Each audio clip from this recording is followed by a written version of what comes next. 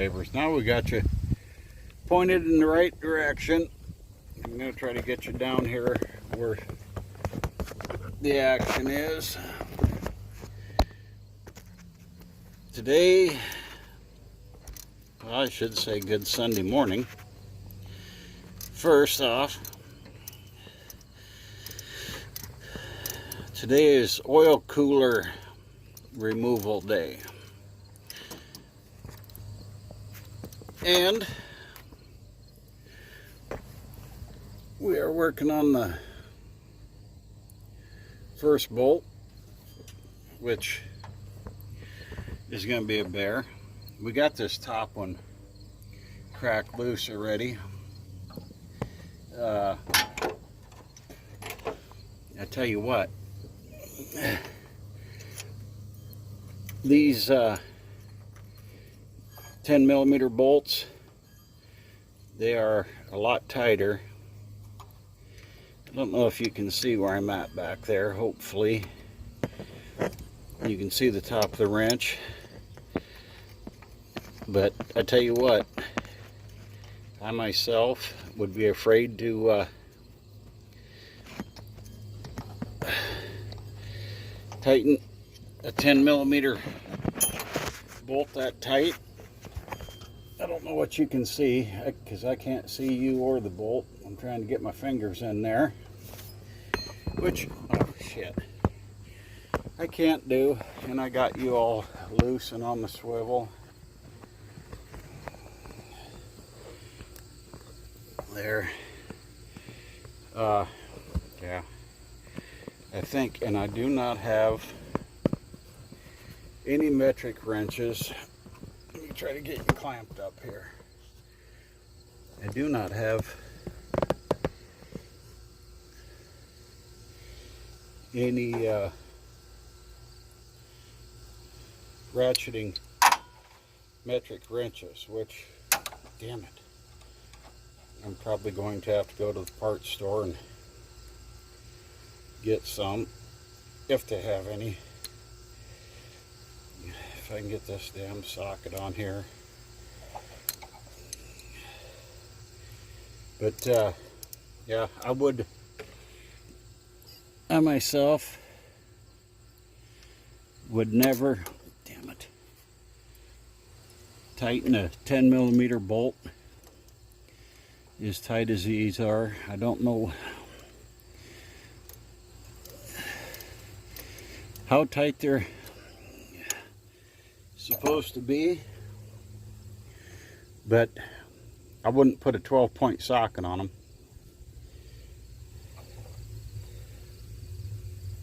because you're gonna have the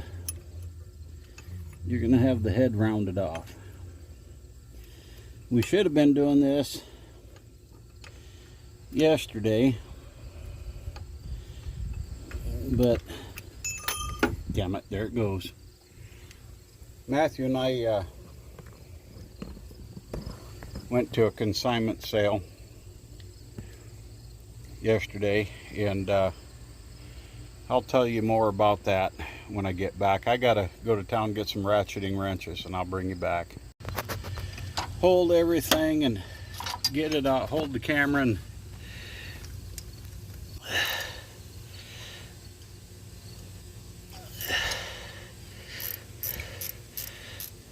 where are we at? There we go. Yeah, like I was trying to say, Matthew and I went to a consignment sale. We used to go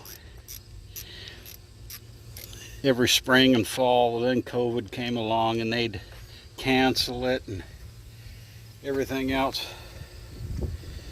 What a mess. So anyway, we finally made it back, and there was some pretty cool stuff there. They had a 4320 that was all painted up nice, had new tires. Whether it was overhauled, I don't know. It was between a 37 and 38 unstyled A John Deere. The only thing I could see wrong with it, I'd turn the flywheel. It had plenty of compression. The only thing I could see wrong with it is it didn't have any rubber on the back rims. I would like to stuck around and seen what that went for. It would have been fun to buy that. And they had a John Deere JDX8 or JDX4 snowmobile that it was dusty. It was in a barn. Had under 1,000 miles on it, a ton of compression when you pulled the rope. Like I said, had under, I think it was like 670 miles on it. The track was wore down quite a ways, but you know, I don't know how hard it is to find a track. The bogey wheels, everything looked really good on it. There wasn't a crack or a tear in the seat. Brought 350 bucks, folks. I'm not kidding you. I would love to have bought that damn thing and brought it home. But the only thing I did buy, well, I'll walk over here and show it quick. I don't want this to turn into a long video, but it's going to be.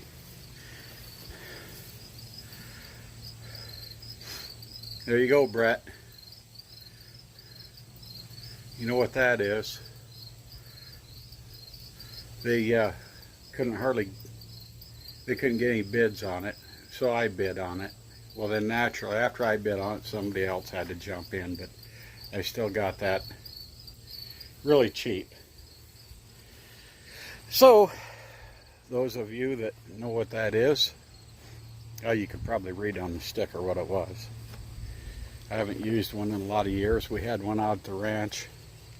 It was different than that, but it beat the heck out of sharpening half dozen 9-foot sickles with a grinder. With a 4-inch grinder, that is. Anyway, I drained more antifreeze out from under here, or out of it. Stabbed a hole in the oil filter, and I'm going to put you back in the holder. We'll climb underneath. Took the oil filter off. I did that earlier. So I'm going to go down there and see if I can't get those the last three.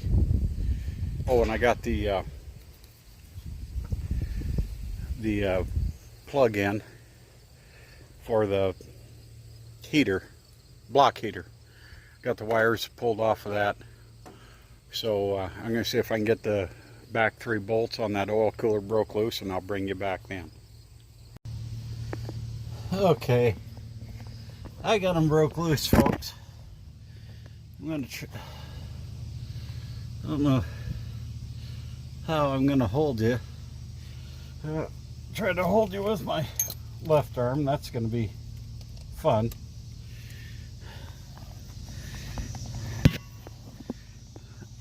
Let me get my ratchet. 2 of them are 10 millimeter.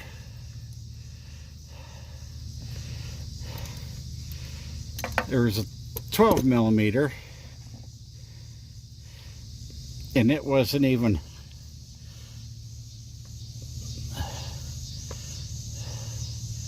tight compared to the other 4. The other 4 were 9 millimeter. Well, this is a trick. And the one of them back here, you can't even see. You gotta go by feel on it. I can't tell if I'm on it. I gotta take my extension off.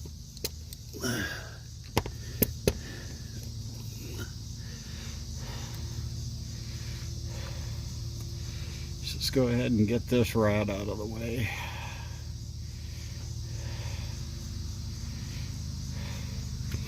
This is a real trick.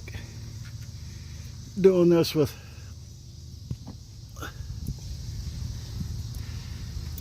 one hand, one arm.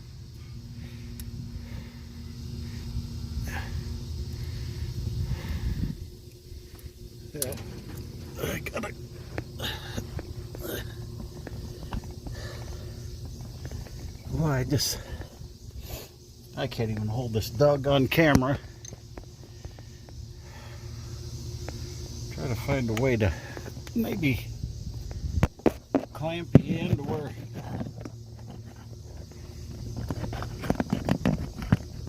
you can see, but you're not in the road, and I'm not sure that's gonna. I'm not sure that's gonna work. Hold on, I gotta bring you back. There you go, folks. Matthew had to join the party. These, like I said, these bolts, they are freaking. I wouldn't tighten a 9mm bolt that tight, you know, myself, for fear of snapping it off. Apparently they're supposed to be tight. Everybody says they're tight. Well, by grab, they're tight. But that front one, let me get down here. That front motor scooter, well, not on the front, but the front one down back here, shit, there. It's in front of where the oil filter screws on. That son of a gun, it was all Matthew could do to get it to crack loose. And I know they're tight, you know. I mean, he wasn't shining, but and then naturally you crack it loose. Here comes the antifreeze in the mouth and the eyes and in your hair and shit, and it's going to get worse here as soon as I pull that bolt out and start wrestling that oil cooler. I'm going to have oil and antifreeze down in my face. I don't know, it's going to be, but I got no place to clamp the phone to where it's not in the way or in between me and you and us and them. So I'm gonna have to reach up there, like I said, with one arm, try to get that last bolt. Matthew got it cracked loose, so I can get the ratchet on it now, get it out, and then maybe we can clamp you further back or something while I try to wrestle that dog out of there. So hold on to your grannies.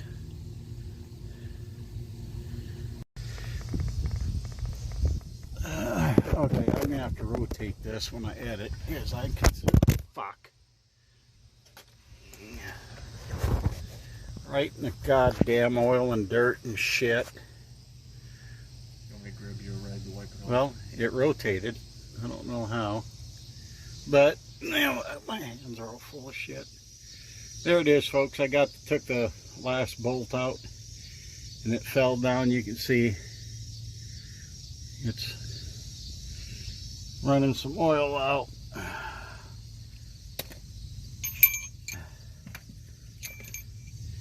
I don't know. Shit, I got my good glasses on. I don't know how I'm gonna wrestle that thing out of there and hold the phone at the same time.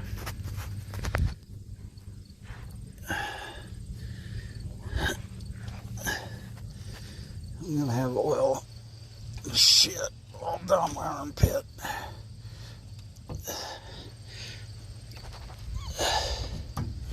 Matthew, you might have to go up and lean over the front and pick that front end up.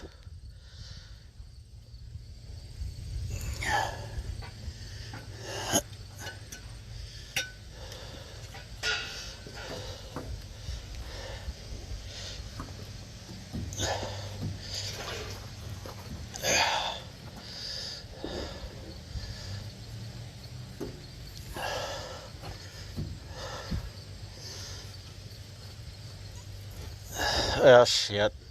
Let me shut the phone off here. I'll bring you guys back. Okay, folks, we got it out of there. It's a wrestle. It comes out backward. Matthew's actually holding it upside down, but the oil's gonna run out for quite a while. But you can see what a mess, huh? Yeah. And this here is your block heater. But most time when these go to leaking, they leak externally to where they drip out onto the ground, but not always. A friend of mine, you guys remember my buddy John, we went over, probably about a year ago, and worked on his Dodge pickup.